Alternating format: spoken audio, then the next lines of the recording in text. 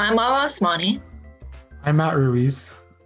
and welcome to the You Belong in AI podcast presented by UCLA ACM AI Outreach. Today, we will be interviewing Leshell Hatley. Dr. Hatley is an associate professor of computer science at Coppin State University. She is also a faculty and residence fellow at Google and founding executive director of a nonprofit organization called Uplift. She is also a creator of Miles and Alicia, cartoon characters that are designed to aid students in learning STEM. On Rate My Professors, 100% of her students would take her classes again, and she was recently recognized as one of the 20 most influential technologists in Baltimore. In her free time, she enjoys cooking, hip-hop, updating her Instagram at I am rare and beautiful, and Twitter at Leshell, and more. Dr. Hatley, thank you so much for coming on the podcast today. Thank you for having me. Hello, everyone. All right, so I guess before we talk anything about what you're working on nowadays, I kind of want to get to know a little bit more about your background or your education, where you came from. So our first section is going to be kind of going into that. So the first question I want to ask you is, what were you like growing up, and did you have any interests academically, non-academically, STEM-wise or non-STEM wise? What were your interests growing up? So I should say, when I was growing up, the acronym STEM didn't exist. And I mean, computers were around, but they certainly weren't as emphasized as they are now. It was like a telephone, right? You had a computer, you had a phone, you had a TV, right? In terms of the everyday household. But I mean, I'm from New Jersey. I'm from the generation that played outside. So I played outside all the time, riding bikes in the creek, making mud pies, kickball, four squares. My friends and I growing up, no matter which neighborhood what time period in my life, we all kind of beat the street signs, the street lights coming home. And we didn't want to leave them, but that was the kind of common rule to make sure you're safe and inside with your family and probably in time for dinner. So we played outside more than probably anybody nowadays does, especially during the pandemic. But academically, I don't say I was a nerd, but I was very smart, and I didn't hide it. But at that point, I think the connotation of a nerd was like this weird white boy with button-up shirt and just, high water pants. And so no one at the time proudly said they were a nerd, right? Now I do, but then I was definitely intelligent, and I didn't hide it at all. Yeah, it's great to hear. And yeah, we're all nerds at heart. Yeah, exactly. Right. So I guess leading into that, what made you from there on decide to study computer systems, going to college? What attracted you to that major, and how confident were you going into that major at the time? And yeah, what finally made you decide to apply to colleges? So I always knew I wanted to go to Howard University, which is a HBCU in Washington, D.C. I mean, I applied to other institutions just because my basketball coach and my mom and my family wanted me to, but I got accepted into every college I applied to, but I knew I was going to Howard. And so, interestingly enough, I'm dyslexic. And at the time, it was paper applications, and you had to fill in a code for the major that you wanted. And I thought I was putting the code for animation, and I got the number switched. And I ended up in computer systems engineering. But I loved it, right? I got there and I was just like, wait, I wasn't thrown off because there were computers, right? But when I started taking classes and they were talking about programming, I was like, what is this? This is not animation. But I loved it. I ended up staying there, and all my electives were in animation instead. So that's actually how it happened. Love to hear I came back full circle, but yeah, that's a really right. Cool exactly. Maybe we'll get there, right? No, yeah, but I guess another question is as you're going to Howard, how was it being a HBCU, and did you also face any female minority issues while you're there, or? Not at all. I mean, I didn't have any women professors, but I guess it was so common that no one really paid attention to it until somebody did and was like, wait, yeah, you're right. But I didn't, it was home. It was a home away from home. It was finally being around all the other quote unquote nerds who were proud to be smart, but didn't want to call themselves nerd. And so I ended up being in a pre-engineering program. So it was the summer before freshman year where we spent 3 weeks on campus in computer system engineering is classes in mechanical engineering, electrical, and computer science, right? And physics. And so we got a head start. And I was voted most likely to succeed because I would have everybody walking around campus doing weird experiments like, let's see how, let's drop a penny and see how far the gutter is down beneath us, right? This is our free time and we're timers and pennies set and everybody was with me. So it was home. I never felt like I was unwanted in any way. That's great to hear. I really love the response. And yeah, honestly, college nowadays, everyone's glued to their cell phones. Kind of makes me miss those times or feel like I grew up in the wrong generation. But I love to hear that you had a great time. Yeah, I had an awesome time. So that wraps up the background education section. I'm going to pass it off to Ava now to talk about professional involvement. Sure. All right. Thanks so much for answering those questions. It was really, really interesting to get to know you, get to know how you were, I guess, when you were younger and going through education. But I guess my next question is about your professional life. So currently, you are an associate professor at Coppin State. So what made you decide to become one? So it's interesting. While I was in grad school, like my last 2 years or so at George Mason, I also was employed by Howard University as a program manager for an NSF grant. And the NSF grant was designed to work with all the women STEM faculty at Howard University. And most people assume that all the professors at HBCUs are Black, but they're not. They're Asian, they're white, they're all, whoever wants to teach, right? But this grant was designed to kind of focus on their challenges, their successes, their leadership training, what their lived experiences are like as women STEM faculty. So HBCUs, if you didn't know, are the greatest producers of STEM majors with undergraduates across the country.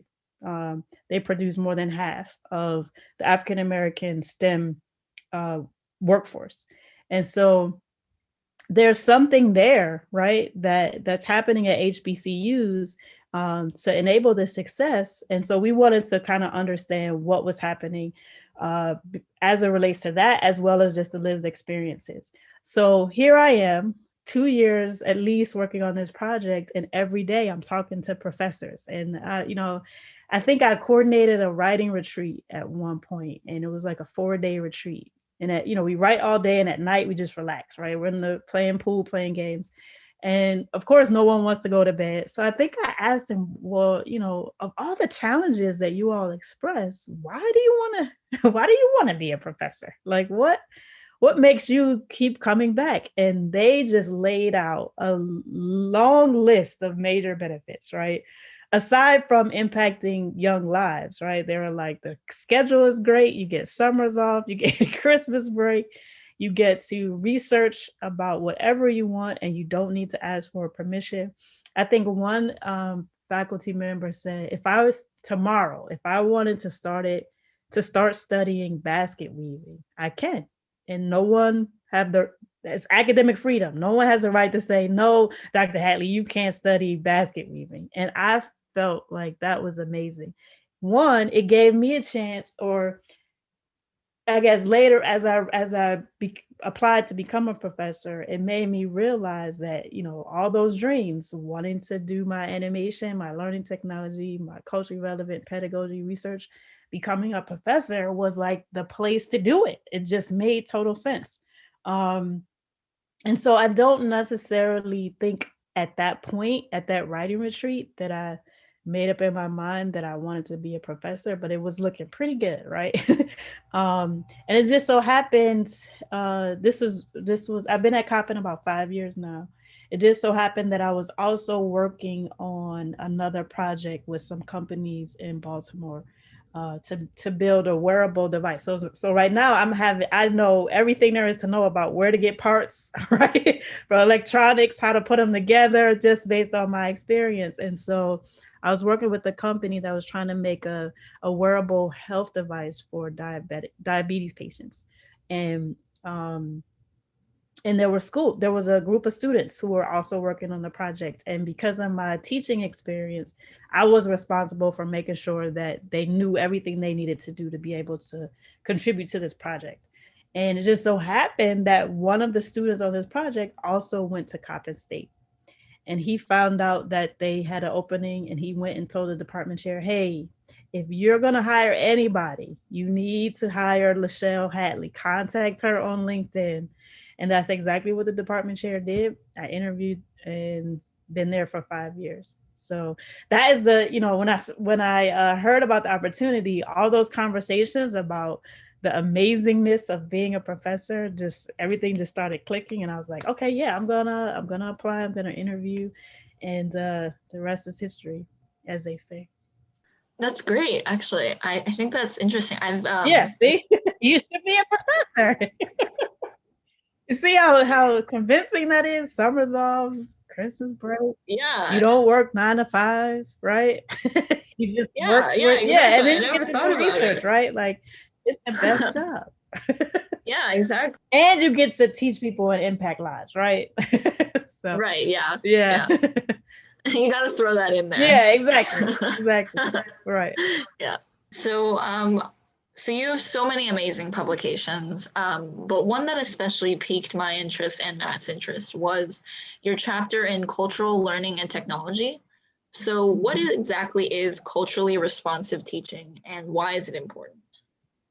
Sure. That chapter was actually the pilot study for my dissertation study. So that was like, when you do a pilot, you want to make sure that everything you plan to do in the quote unquote real study doesn't go wrong. So it's kind of like the practice run. But it taught us so many things that we just thought we would publish it. So the co-author on that is Kevin Clark, who is my PhD advisor, and another mentor of mine, who is a professor at Howard, Cynthia Winston Proctor. And so the third author is Gina Page, and she is the founder of African Ancestry. And African Ancestry is a DNA company, sort of like Ancestry.com, but they take your DNA and they can tell you not only like what country or continent you're from, but also which tribe in Africa you're from. And so, I'm sure you would know the history of the enslaved Africans in this country, how that kind of robs us of everything, right? And I could go down the list, but the result of it is that we don't really know where we're from, right? And enslaved Africans were sold, they were traded, so families were broken up. And so it's really hard to kind of trace your ancestry back to, hundreds of years ago. So that is the uniqueness of her product. And she was a part of that project because really, in order for you to kind of do well in any endeavor, whether it be computer science or basket weaving, you kind of have to have some self-confidence at the very least. And then figure out what motivates you. And then what do you see yourself as a basket weaver, right? And you know what, you might come from a long line of basket weavers, right? And so trying to understand who you are was a big part of that pilot. And that is the I guess the essence of culturally relevant pedagogy. Not only am I going as an educator going to respect you as a human being in the classroom, but I'm also going to honor who you are and the culture you came from. Doing that will hopefully engage you and motivate you more in learning, especially when it gets hard, right? And you want to give up.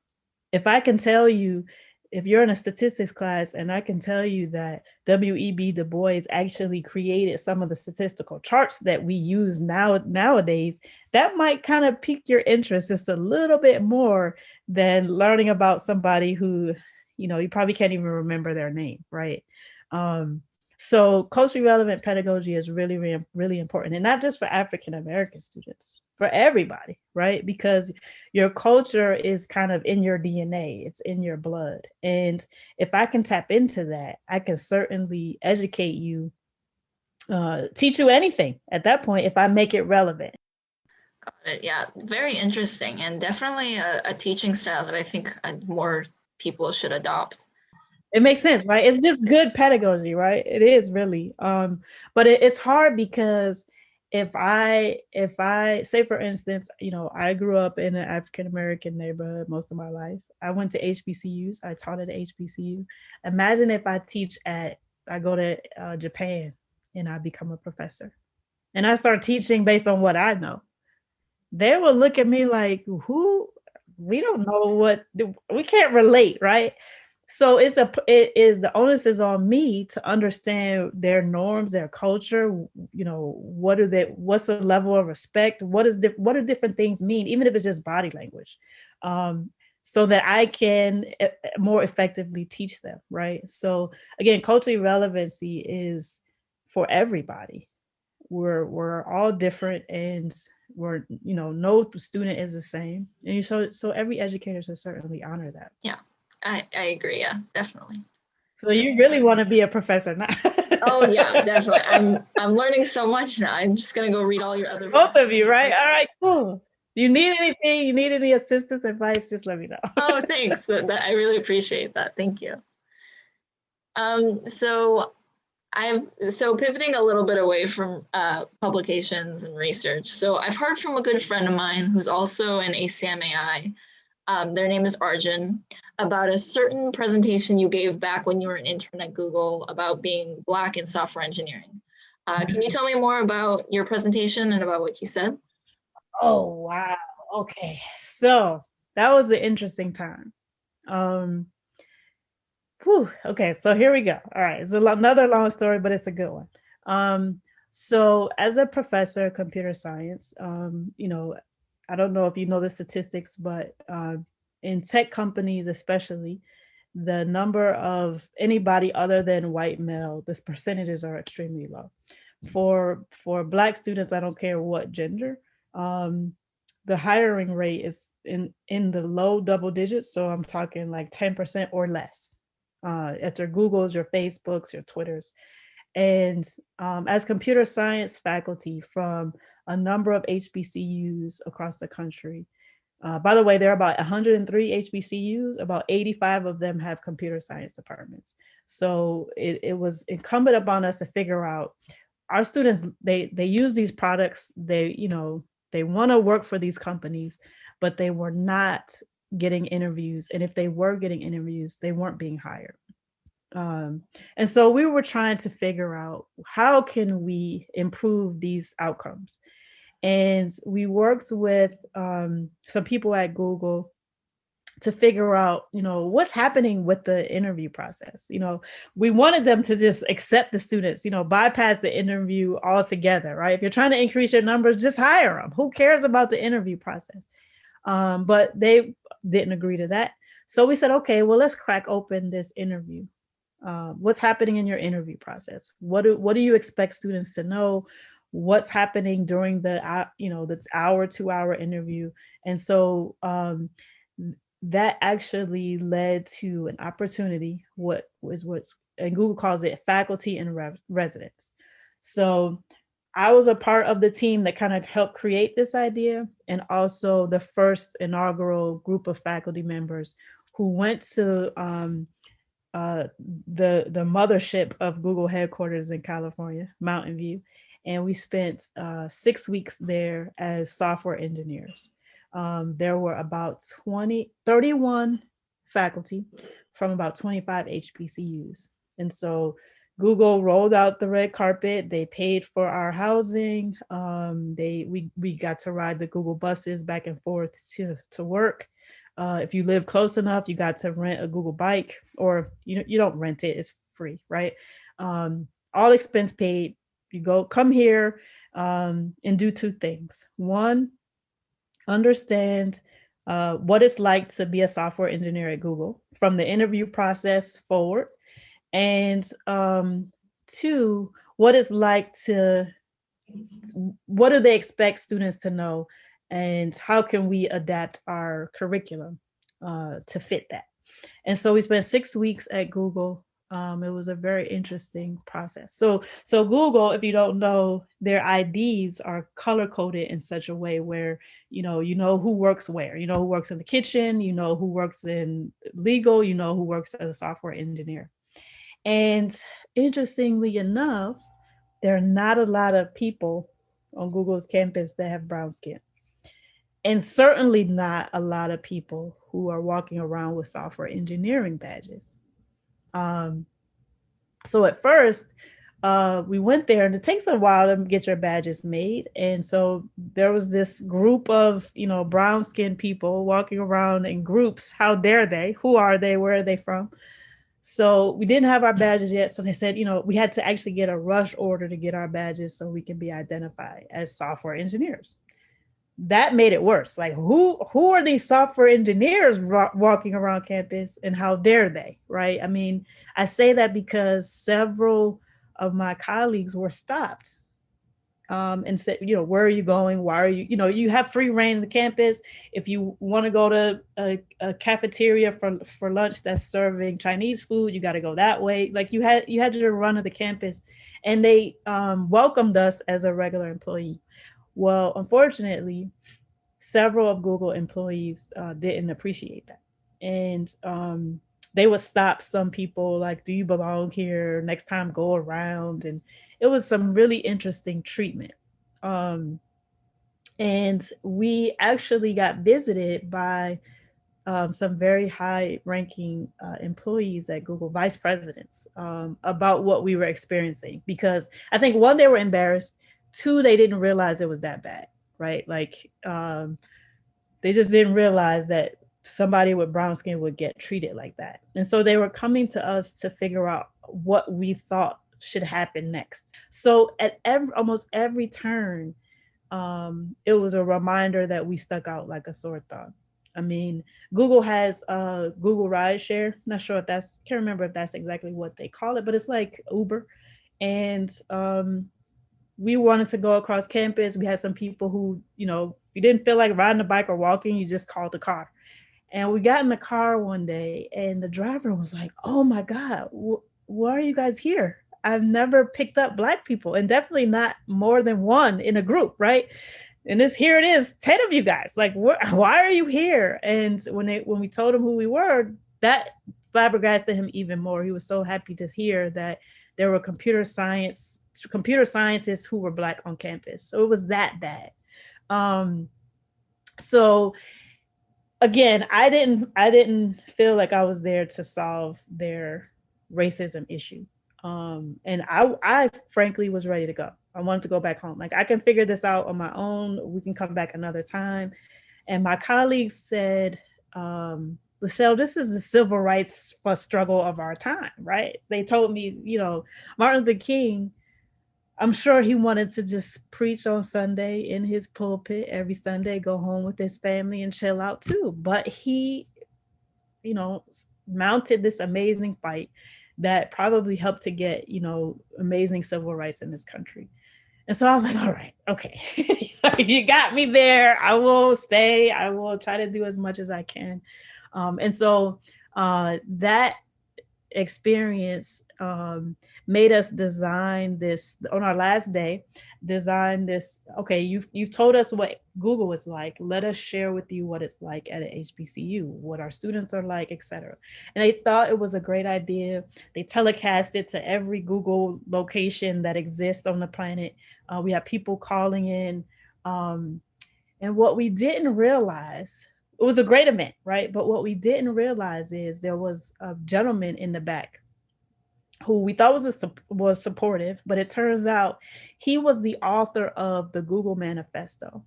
I don't know if you heard about that. You're shaking your head. Have you heard about the Google Manifesto? It's a multi-page document. Look it up. Basically, he claims that only white males are good at programming, and everyone else, women, any other racial, ethnicity, whatever, they don't belong at Google, and they certainly don't belong as a software engineer. He published that the following Monday. So he was at our event probably upset that for 6 weeks he had seen these majority African-American people walking around as software engineers, came to our event on a Friday, and that Monday he released the Google Manifesto. So for me, that let me know that not only do we have to prepare our students to be computer scientists, we need to prepare them for the people who don't want them to be computer scientists, who they will most likely be sitting next to at the lunch counter, or their cubicle is right next to. So it broadened our perspective as faculty members there to say, not only do we have to teach them algorithms, we got to teach them how to fight, right? Not physically, but just how to persevere through outcomes or challenges rather. So that particular presentation that you're talking about, that paper, really encouraged everybody who participated. It was a panel actually at a conference, and it encouraged us to really drive home, not only do you need to be the best that you can possibly be, if not 2 and 3 times better as it relates to algorithms and data structures and programming, no matter what programming language of choice. But we really wanted everybody in the audience to understand, if you're an ally, great. If you're not of color, you need to still know what's going on so you can stand on the right side of history. And if you are a person of color, you need to understand, yes, you have a passion for computer science. Yes, you can do it. But if you get a degree and you get hired, please realize that you also have to persevere through these other challenges that aren't necessarily spoken of, right? So we went through interviews in that panel. We went through data structures. We went through what it's like to work there on a team. I actually worked on the Android team. But we also talked about these other things that students don't typically think happens at a company like Google. So told you it was a long story, but I hope you agree that it was a good one. Yeah. That's a great story, and really shocking, honestly. Yeah, right. And they're still going through problems, right, as it relates to their numbers, both from a gender perspective as well as a cultural or ethnic perspective or race perspective. And so who knows what Google is going to do. I was supported by Google in my grad school at University of Maryland, especially. I am a Google baby. I love the company, but I also acknowledge that they have some challenges, and I'm still considered a faculty and resident. I still meet with them monthly. Other faculty from, they've expanded it to Hispanic serving institutions. So each year, since this was in 2017, each year since, they've had a cohort, and I think they're going to have a virtual one this summer. I'm still in support of them, but they have a long way to go.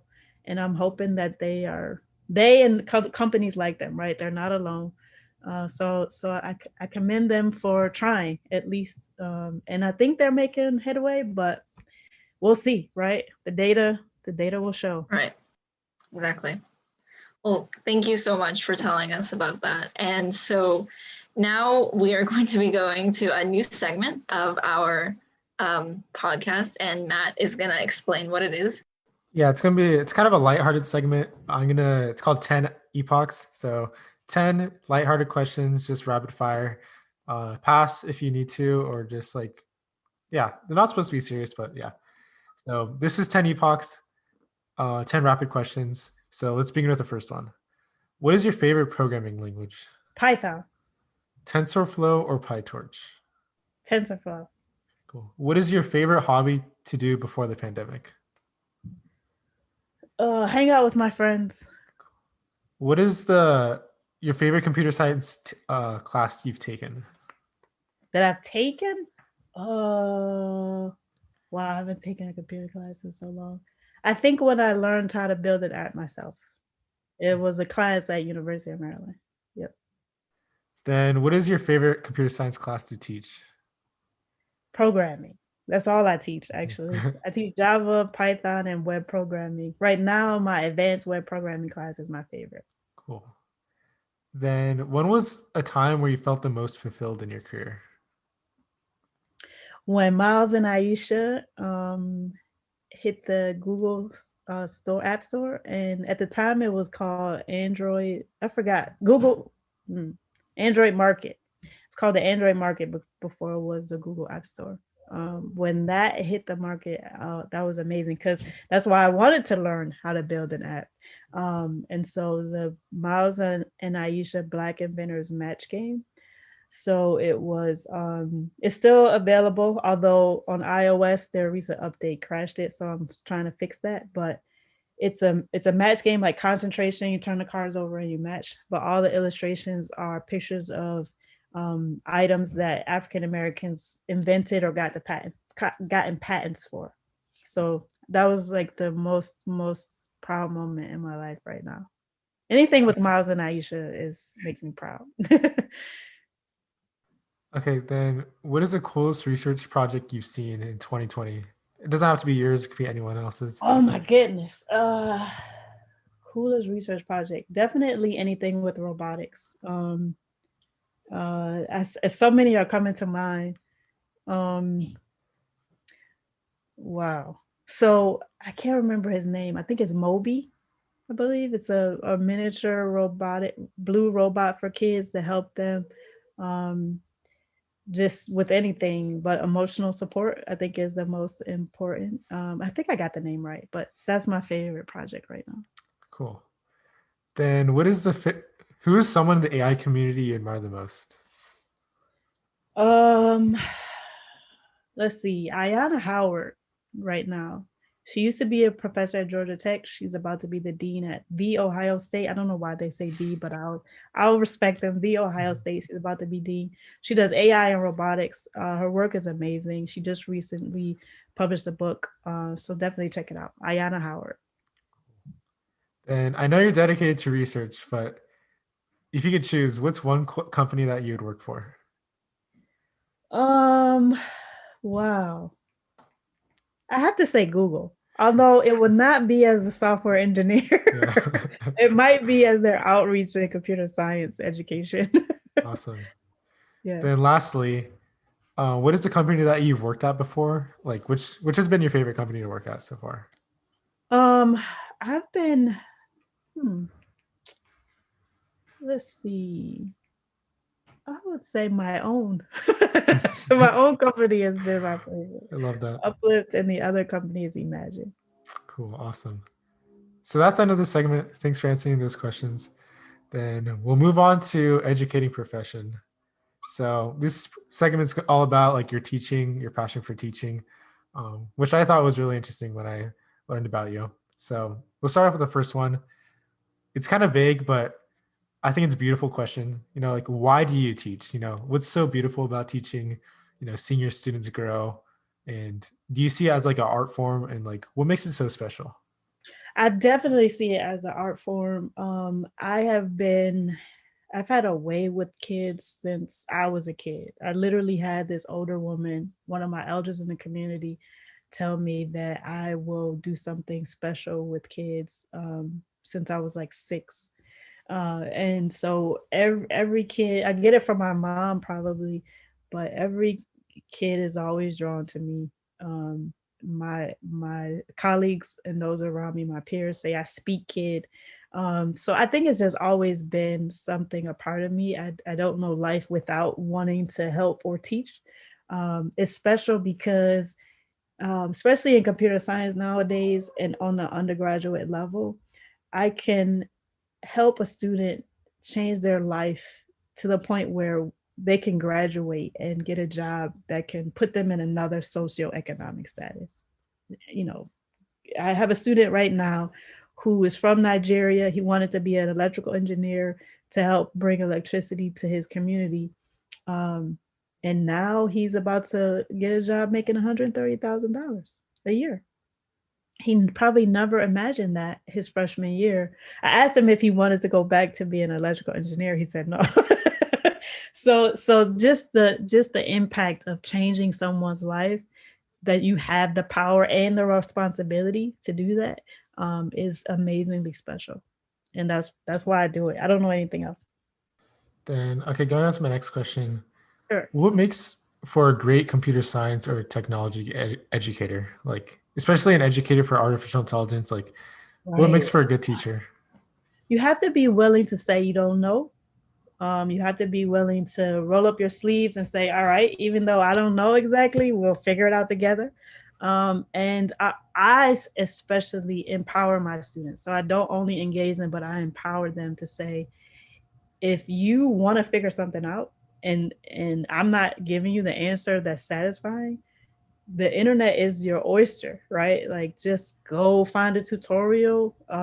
Don't be scared. If that tutorial isn't effective, find another one and don't give up, right? And if you have the idea to seek out a solution, then the solution is there. You just have to find it. So be persistent. So I don't always have the answers to all their questions. I'm just learning. I just started AI research myself since I've joined Coppin.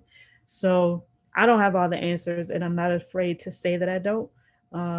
But I am readily willing to roll my sleeves up and figure it out. And so you have to do that as a computer science educator. Aside from being culturally relevant and, and all those other things we talked about. So yeah, that's definitely helpful, I think. Yeah, honestly, coming from a student, like hearing that, whenever a teacher's like, I don't know the answer, it honestly brings me closer to the teacher. Just feels like we're in the same boat, we're trying to figure it out together. So I think that's a great answer. So yeah, and don't you want to be the one who told the teacher, exactly, right? Like, yeah. Look what I told her that, yeah. Right? Yeah, certainly. Just it motivates you even more to figure out the solution as well. Exactly. So that wraps up the section about education in general. So I'm going to pass it off to Ava for another interesting segment about the future representation in AI. All right. So I think we've talked a lot about, representation in computer science. So just to get some more information on what you think about it. So artificial intelligence is becoming a dominant form of technology in the industry. Why do you think it's important that we ensure that people of all backgrounds learn to engineer AI? Oh, wow. So just because we have racist people, we have racist software engineers, which I shared about. And they're the ones who are making the products. And so their biases, their ways of thinking are inherently built in the products they create and design. For instance, I don't know if you probably experienced this. You went to the bathroom where the faucets are automatic and you put your hand under and you kind of got to do like this and do like that again and do like that a third time. Well, the company that built that never tested it on people with brown skin. So only people with white skin, when they put their hand under, no problem. Coppin actually had those faucets and had to take them all out because they didn't work for anybody, which is expensive, right?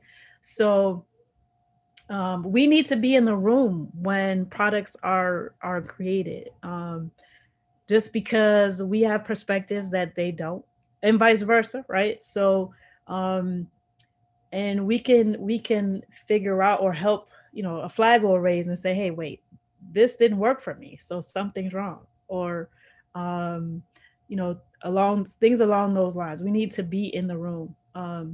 And so a lot of people, I don't know if you all remember this, you probably weren't even born when this debate was around, but if you go around any city block, you see the ramps on the corners, right?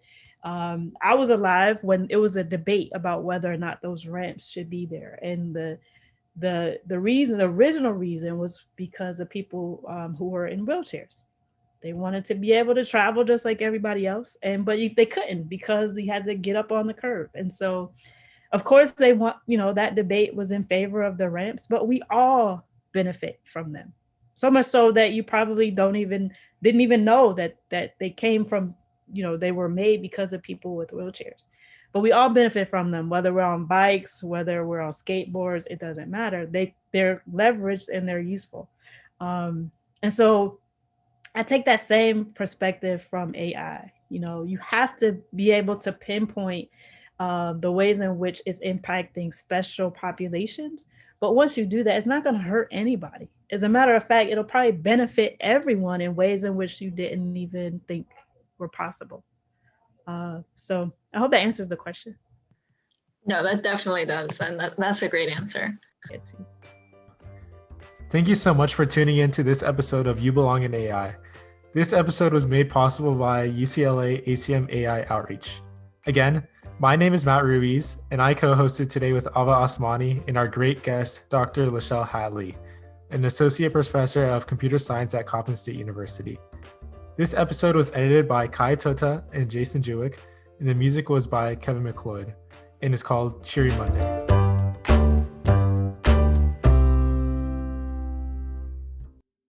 You belong in AI, even if someone tells you you don't.